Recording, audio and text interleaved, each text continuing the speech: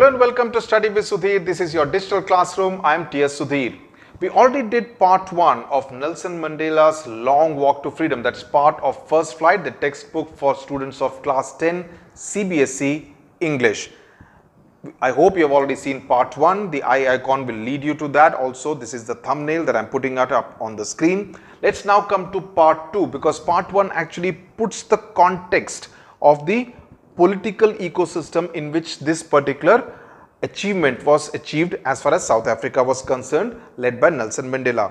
In part 2, Nelson Mandela essentially talks about his past, his growing up, and what this freedom, this new South Africa essentially means to someone like him and everyone else in South Africa. Okay, so let's start part 2 of this chapter, Nelson Mandela's Long Walk to Freedom.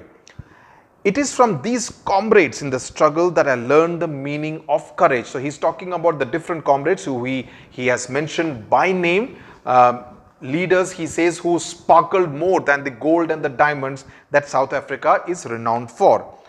Time and again, I have seen men and women risk and give their lives for an idea.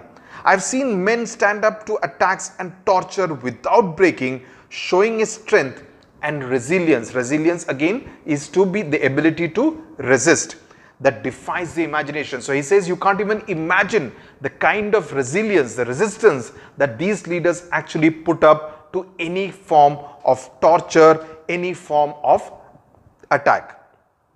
I learned that courage was not the absence of fear. This is an important line, please mark it. I learned that courage was not the absence of fear, but the triumph over it. Okay, so he's making that very important distinction between what is courage, right? The brave man is not he who does not feel afraid, because everyone does feel afraid, but he who conquers that fear. So please mark these two sentences because you would do well कि अगर आप इन वाक्यों को quote करें अपने उत्तर में, they will make your answers look that much better. So if you can do that, please remember these lines on how he defines courage and how he defines what a brave man should be like. No one is born hating another person because of the color of the skin or his background or his religion. People must learn to hate. Now listen to this very carefully. Mandela says people must learn to hate, and if they can learn to hate, they can be taught to love. For love comes more naturally to the human heart than its opposite. Even in the grimmest times in prison, when my comrades and I were pushed to our limits, I would see a glimmer of humanity in one of the guards. Perhaps just for a second, but it was good enough to reassure me and keep me going. Man's goodness is a flame that can be hidden but never extinguished. This paragraph is extremely important because he is talking about the nature of man. He's talking about the essential nature of man. He says man's goodness is a flame that it will be like a candle's flame. It will keep burning. It can be hidden but never extinguished. He says people can learn to hate because if they can learn to hate, they can be taught how to love as well, because love and hate are completely opposite emotions. So if you know one emotion, you would be able to actually know and understand and appreciate another emotion as well. And he says that even while I was in jail, even while I was in prison for so many years, I would see a glimmer of humanity in one of the guards, even if it was for a fleeting moment, but it was enough to reassure me and keep me going with my struggle for the freedom of his community.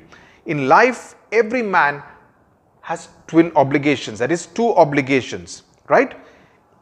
To his family, to his parents, to his wife and children, and he has an obligation to his people. So one is to his immediate family and the second obligation is to his people, his community and his country. And he says in a civil and humane society, each man is able to fulfill these obligations according to his own inclinations and abilities. So every man is obviously different. So every man would be able to fulfill these obligations depending on his own ability and self-interest. Whether he's interested in doing so, whether he's inclined to do so.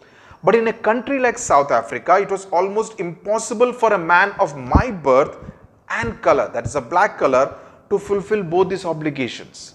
Because the moment you stand up to do something for your community and for your people and for your country, you will be crushed by the white government that ruled South Africa before 10th of May 1994. In South Africa, a man of color who attempted to live as a human being was punished and isolated. In South Africa, a man who tried to fulfill his duty to his people was inevitably ripped apart, that is, removed, separated from his family and his home, and was forced to live a life apart, a twilight existence of secrecy and rebellion, just like Mandela himself spent life in prison for 27 continuous years in complete isolation without being able to meet anyone. I think he was allowed to meet someone once in 6 months or so, right? I did not in the beginning choose to place my people above my family, but in attempting to serve my people, I found that I was prevented from fulfilling my obligations as a son, a brother, a father, and a husband, right? So while he did play a role fighting for his people, but in the process, he could not fulfill his obligations to his immediate family in his various roles as a son, as a father, as a brother, as a husband. I was not born with a hunger to be free. This is important. He says, I was not born with a hunger to be free, because the realization dawned on him much later that he was actually not free in the real sense of the word. I was born free, he writes. I was born free in every way that I could know when he was a young boy. Free to run in the fields near my mother's hut, free to swim in the clear stream that ran through my village, free to roast mealies under the stars and ride the broad backs of slow moving bulls. So he's kind of describing the kind of village life that he grew up in South Africa. As long as I obeyed my father and abided by the customs of my tribe, I was not troubled by the laws of man or God. Now that was the kind of life and existence that Mandela led initially. Then the change happened. It was only when I began to learn that my boyhood freedom was an illusion. Illusion means something which is not real. Okay, it may appear to be real, but it's not a reality. When I discovered that as a young man that my freedom had already been taken away from me, that I began to hunger for it. At first, as a student, I wanted freedom only for myself. The transitory freedom, transitory means something which is not permanent, transition. Transitory freedoms of being able to stay out at night. You know that you shouldn't be having this kind of curtailment that you cannot stay out at night. Read what I please, that you could read whatever you wanted to please, instead of having some kind of a diktat that you cannot read XYZ book, you can read only the other books, and go where I chose.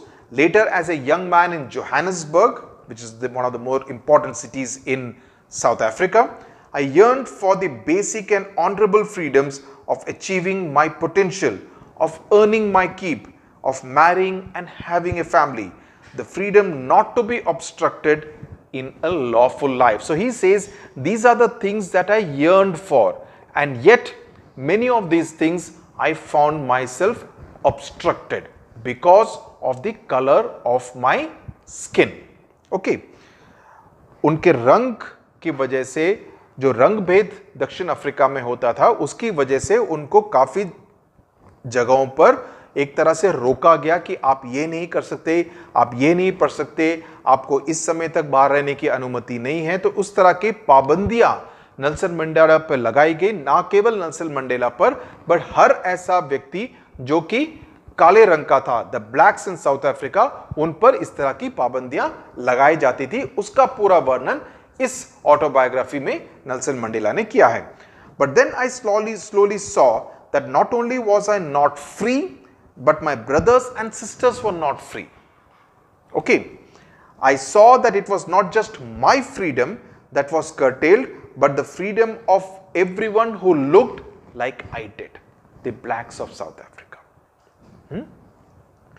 That is when I joined the African National Congress. That's when the young Mandela joined the ANC, the African National Congress, the prominent political party of the blacks in South Africa.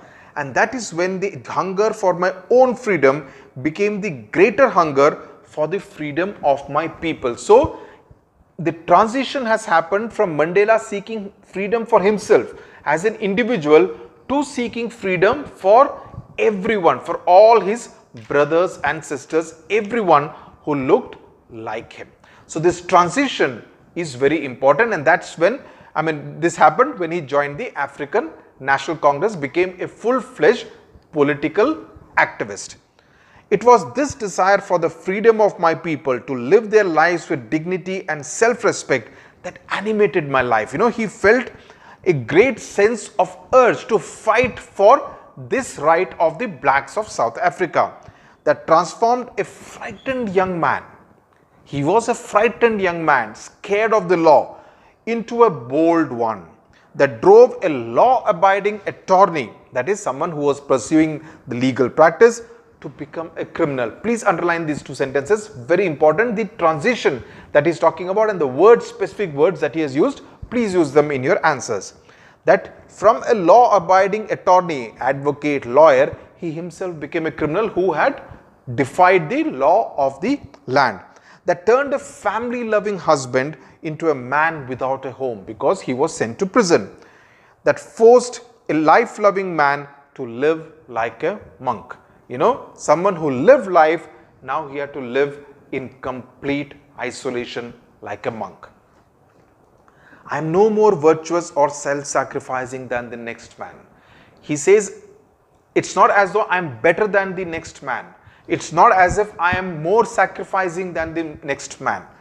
But I found that I could not even enjoy the poor and limited freedoms I was allowed when I knew my people were not free. So he is talking about equality that should be given, but he says that I could not enjoy even the limited freedom that I was allowed when I knew that my fellow people were not free in the real sense of the word.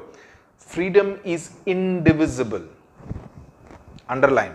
Freedom is indivisible. The chains on any one of my people were the chains on all of them. So even if one black man is being chained because of the color of his skin, because of racial reasons, Mandela makes a point, it is as if there are fetters, there are chains on each one of them in the entire country of South Africa. The chains on any one of my people were the chains on all of them. The chains on all of my people were the chains on me.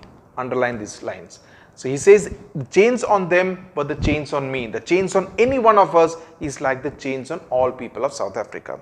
I knew that the oppressor must be liberated just as surely as the oppressor. So he's talking both of the oppressor and the oppressed. The oppressor, which is the white, and the oppressed, who's the black. A man who takes away another man's freedom is a prisoner of hatred. वे घृणा का prisoner है. A man who takes away another person's freedom, and why he does that? He does that because he hates the idea that a black man should be free. So he goes ahead to kind of put fetters, to put obstacles, to put hurdles on the black man's freedom. And Mandela making the point that this comes from, where does this arise from? This arises from a deep sense of hatred, of negativity. Okay, he's locked behind the bars of prejudice. Prejudice is essentially a strong sense of dislike or hatred, but not having a good enough reason to justify that dislike or hatred. And narrow-mindedness, then that you are very, very narrow-minded, you are not broad, your horizon is not broad. Okay, I am not truly free if I am taking away someone else's freedom. So Mandela making a very important point, that how can you say that you are completely free if you are bound by the cage of hatred? That you yourself are not free because you are caged by hatred. So how can you call yourself free when you take away someone else's, some other individual's freedom? I am not truly free when I am taking away someone else's freedom, just as surely as I am not free when my freedom is taken away from me. So it's talking both about the whites and about the blacks in the same vein, using the essential word of freedom, the theme of freedom. The oppressed and the oppressor alike are robbed of their humanity. That is how Nelson Mandela very, very brilliantly describes this particular sense, the theme of freedom, which is so very important to everyone. So that's how we come to an end of this particular chapter, The Long Walk to Freedom. We'll of course go through the questions in separate videos closer to the examination, but if you go through the entire chapter, mark the important lines, ensure that you know all these important keywords and quote them in your answers, you will do very well. And then after, you can look at the questions which are given at the back of your NCERT textbook, first flight. You should be able to tackle most of them, and if you are able to tackle these questions, you would be able to do well in your examination. But we would discuss the questions in separate videos. We'll do 3-4 chapters together in one particular video. I hope you have understood this fascinating chapter, Long Walk to Freedom by Nelson Mandela, and as I said, you need to understand it in the context of the South Africa of those years. Thank you very much for watching.